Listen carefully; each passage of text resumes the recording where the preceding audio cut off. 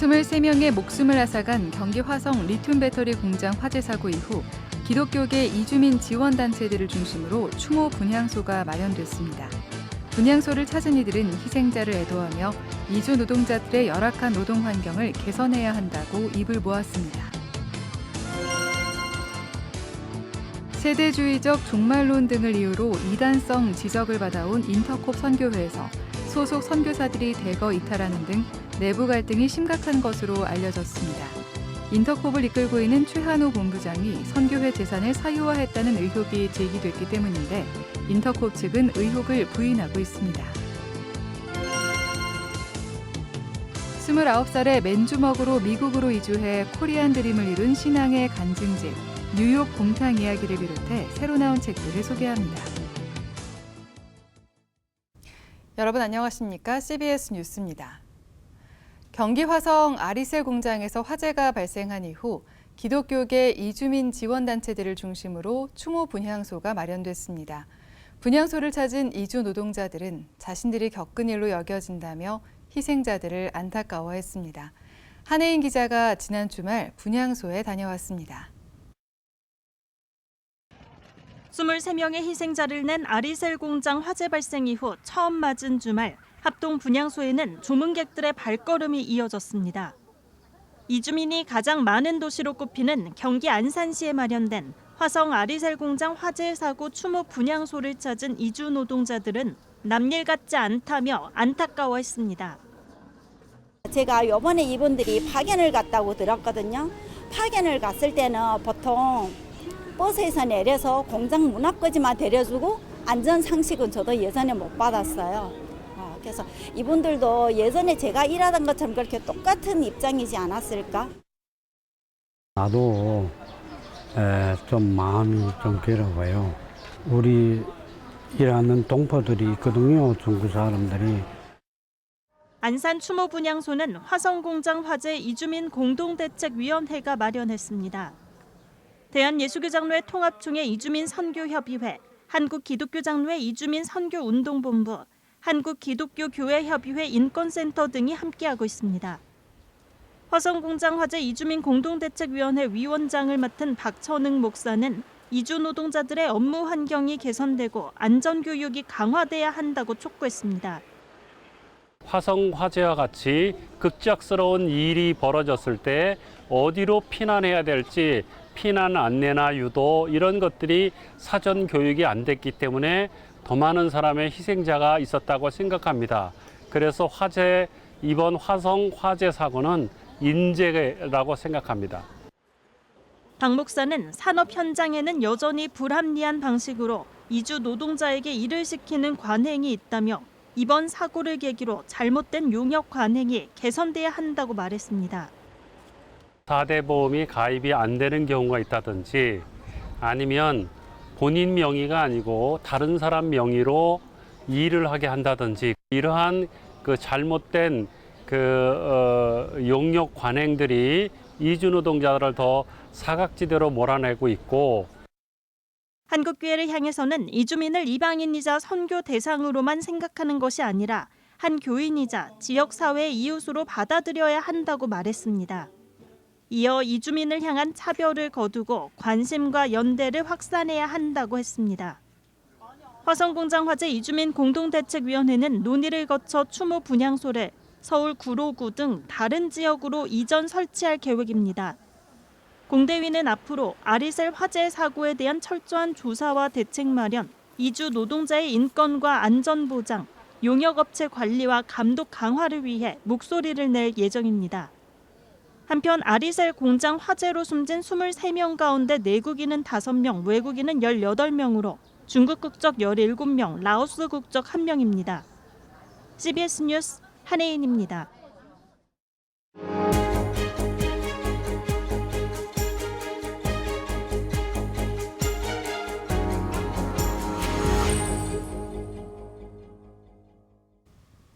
세대주의적 종말론을 바탕으로 한 백투 예루살렘 운동으로 이단성 지적을 받아온 인터콥 선교회에서 선교사 수백 명이 이탈하는 등 내부 갈등이 심각한 것으로 알려졌습니다.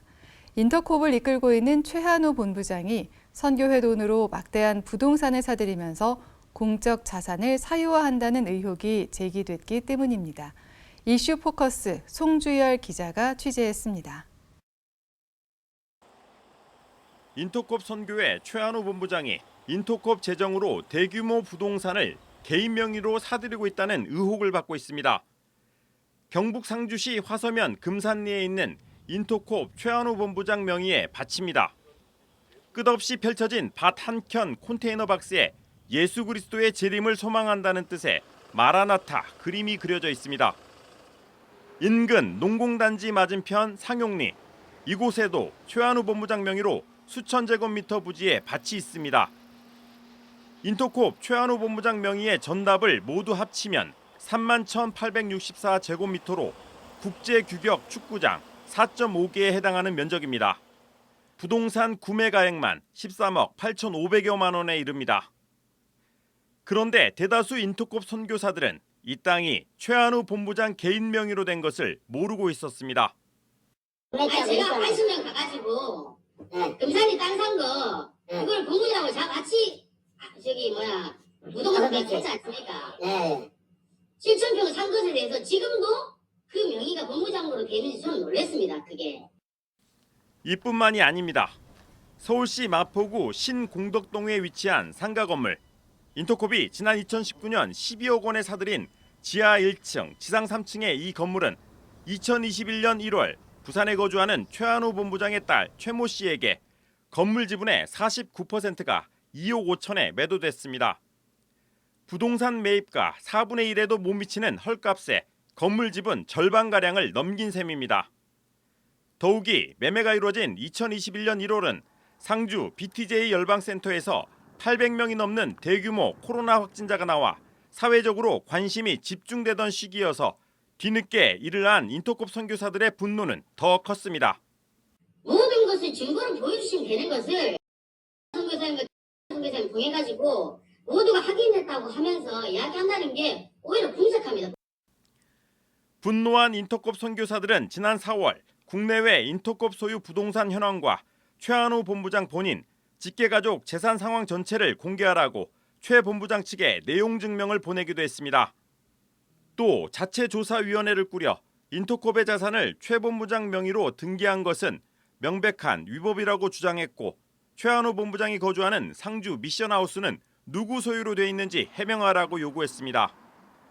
그러나 최한우 본부장이 일부 선교사들의 지적을 일종의 쿠데타라면서 부인했고 이에 실망해 사임서를 제출한 선교사들도 150가족이 넘는 것으로 알려졌습니다. 최한우 본부장은 최근 인터넷 줌으로 열린 인터콥 선교사 회의에서도 특정인들이 자신을 모함하는 것이라고 항변했습니다. 물귀신 작전이요. 물귀신 작전. 내가 보기엔 지난 2주 동안 물귀신 작전을 했어요. 아니면 말고 또 돌려. 아니면 말고 또 돌려. 취재진이 인터콥 내부에서 벌어지는 갈등에 대한 최한우 본부장의 구체적인 입장을 듣기 위해 상주 BTJ 열방센터를 찾았지만 뚜렷한 입장을 밝히지 않았습니다. 비영리법인의 어떤 공적 자산을 이제 사유재산처럼 등기한 부분들에 대해서 불만이 많으신 것 같은데. 네, 말씀해주신 부분 전달할 수 있도록 해보겠습니다. 법조계에 따르면 법인 재산의 사유화 논란 여부를 따질 때는 논란이 되는 모든 재산이 우선 법인 재산으로 잡혀 있는지를 재무제표 등을 통해 확인해봐야 한다고 말합니다. 세대주의적 종말론과 신사도 운동의 바탕을 둔 백투 예루살렘 운동 등으로 일부 교단에서 이단으로까지 규정된 인터콥이 최한우 본부장의 재산 사유화 논란으로 내분이 깊어지면서 교계의 관심도 커지고 있습니다. CBS 뉴스 송주열입니다. 대한예수교장로회 백석총회가 최근 미자립교회 목회자들과 함께 그리스와 튀르키예에서 성지순례를 진행했습니다. 이번 성지순례는 예장 백석총회 김진범 총회장의 역정 사업으로 도시와 농어촌 미자립교회 목회자들을 격려하고 목회 동력을 충전하기 위해 계획됐습니다. 성지순례에서는 예장 백석총회 이규환 부총회장이 동행해 목회자들을 격려하는 한편 각 유적지에 담긴 성경적 배경과 영적인 의미를 심도 있게 이해하도록 도왔습니다. 성지 순례를 위해 예장 백석총회와 김진범 총회장이 7,500만 원, 이규환 부총회장이 4,500만 원을 후원했으며 부천 성반교회와 백석대학교회, 한국중앙교회 등이 1억 원을 후원했습니다. 장로회 신학대학교와 충신대학교가 역사의 뿌리를 공유했습니다. 장신대는 최근 충신대에 1907년부터 1959년까지의 학적부를 전달했습니다. 장신대와 충신대는 1901년 마포 삼열 선교사가 세운 평양 조선 예수교 장로회 신학교에서 시작했지만 1959년 예장통합총회와 예장합동총회로 분리됨에 따라 학교도 분립됐습니다. 양 대학은 이번 학적부 전달을 계기로 지속적인 협력을 다짐했습니다. 기독시민단체들이 제22대 국회에 기후위기 시대를 맞아 에너지 전환을 위한 토론의 장을 마련하고 탄소 중립 목표를 구체화할 것을 주문했습니다. 기독교 윤리실천운동과 크리스천 아카데미가 주관한 대화 모임에서 기독교 환경교육센터 산림 유미호 센터장은 국회는 탄소 중립 달성을 위해 연차별 목표를 구체화하고 탄소 중립센터를 세워 지역별 자료조사와 계획 수립에 나서야 한다고 촉구했습니다. 이어 기후위기 취약계층의 피해를 최소화해야 한다며 기후재난에 대비할 수 있는 구체적인 정책을 마련해야 한다고 강조했습니다. 희망제작소 이은경 소장은 1인 가구 고독사 예방을 위한 대책을 마련하고 지방 소멸 문제에 주목해 농촌 지역 청년 창업 지원과 일자리 확대에 나서야 한다고 말했습니다. 충신대학교가 교단산하교회와 기독교 학교 관계자들을 초청해 학교 입시 관련 간담회를 열었습니다. 이번 간담회에는 예장합동총회 소속 50여 개 교회 중고 청년부 담당 교역자 80여 명이 참석해 충신대 내년도 입학 전형과 대입지도 안내, 신대원과 통합대학원 입시에 대한 설명을 듣고 질의응답하는 시간을 가졌습니다. 교회와의 간담회는 지난해에 이어 두 번째로 충신대는 미래 목회자와 기독교 지도자 발굴 양성에 교회와의 유기적 협력을 계속 강화해 나가겠다고 밝혔습니다. 새로 나온 책 시간입니다. 29살에 단돈 $160를 들고 미국으로 이주해 뉴욕 맨해튼에서 곰탕집을 열어 성공한 뉴욕 곰탕 이야기가 나왔습니다. 이 밖에 새로 나온 책들을 최종우 기자가 소개합니다. 맨주먹으로 코리안 드림을 이룬 맨허튼 32번가의 기적. 뉴욕 맨허튼에서 곰탕집을 운영하면서 겪은 수많은 역경과 극복 과정을 통해 하나님이 베푸신 은혜와 기적을 생생하게 그렸습니다. 50년 동안에 일어났던 여러 가지 일들, 그 어간에는 하나님의 사랑, 하나님을 믿고 따르다 보니까 여기까지 왔다라는 것을 증명하고 싶어서 그 책을 썼습니다. 책이 통해서 제가 높아지는 게 아니고 저는 더 낮아지고 하나님께 영광을 돌리고 또 그 다음에 그 책을 통해서 다시 한번 예수를 신실하게 믿고 하나님의 길을 따라가는 사람들의 결과를 좀 보여주고 싶은 생각이 간절합니다. 뉴욕 곰탕 이야기는 신앙을 통한 인생의 도전과 극복 그리고 성공을 다룬 책으로 독자들에게 큰 감동과 영감을 전합니다. 사람을 통해 하나님의 집을 이뤄가시는 하나님의 여정, 현대 사회의 다양한 집의 위기 상황을 신학적으로 조명합니다. 출애굽기와 요한복음을 중심으로 하나님이 인간과 세상의 집을 마련하려는 작업을 탐구합니다. 출애굽기는 노예 상태에서 해방돼 하나님의 집을 이루는 과정으로, 요한복음은 예수님의 성육신을 통해 하나님이 인간과 함께 거주하려는 의도를 보여줍니다. 책의 마지막 부분에서는 요한계시록을 통해 하나님의 궁극적인 집이 이루어질 미래를 예고합니다. 절대 긍정의 신학적 이론과 실제 교육 매뉴얼. 절대 긍정 신학 수업은 성도들의 삶 속에 절대 긍정의 믿음이 뿌리내릴 수 있도록 돕는 절대 긍정 신학과 영성 훈련 교재입니다. 자신의 절대 긍정 신학 지수를 측정할 수 있는 140개의 체크리스트와 1150개 이상의 절대 긍정 관련 성경 구절이 수록돼 있어 실질적인 훈련과 적용을 돕습니다. 대한민국 흉부외과 최고 권위자였던 주석중 박사의 삶과 신앙 얘기. 주석중 박사의 개인적인 삶과 의사로서의 헌신, 그리고 그의 신앙적 기반을 중심으로 엮었습니다. 자전거를 타고 출근한 이유, 다른 의사들이 포기한 환자를 끝까지 돌본 이유 등 주석중 박사의 작은 메모와 말 속에서 삶의 철학과 신앙이 담겨 있습니다. 의사 주석중은 그의 일생을 통해 참된 의사의 모습과 그리스도인으로서의 삶을 돌아보게 하는 감동적인 스토리입니다. CBS 뉴스 최종우입니다.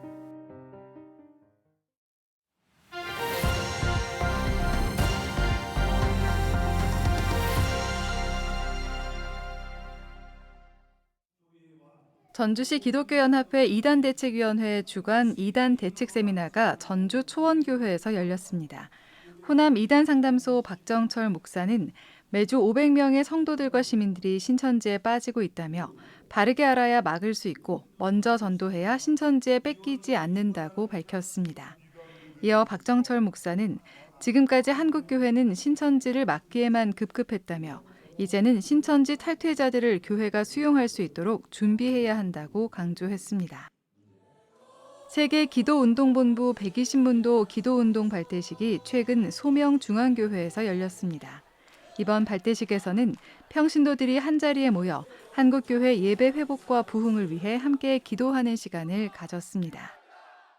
오늘 남녀 평신도 240명이 한국교회 기도 불씨를 되살리는 거룩한 기도운동의 주역으로 동참하게 되어서 얼마나 행복한지 모릅니다.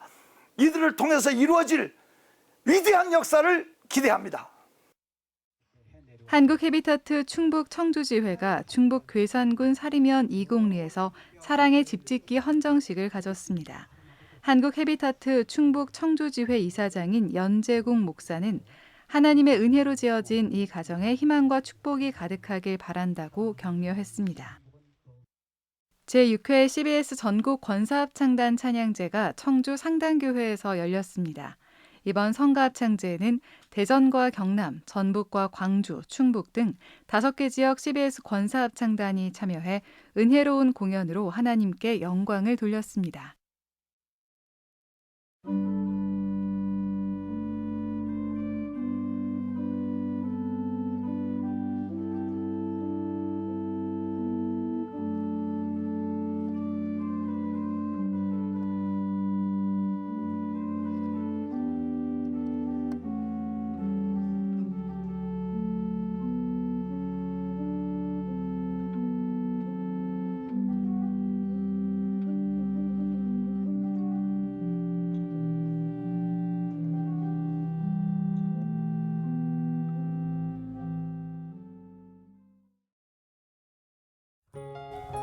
날씨입니다.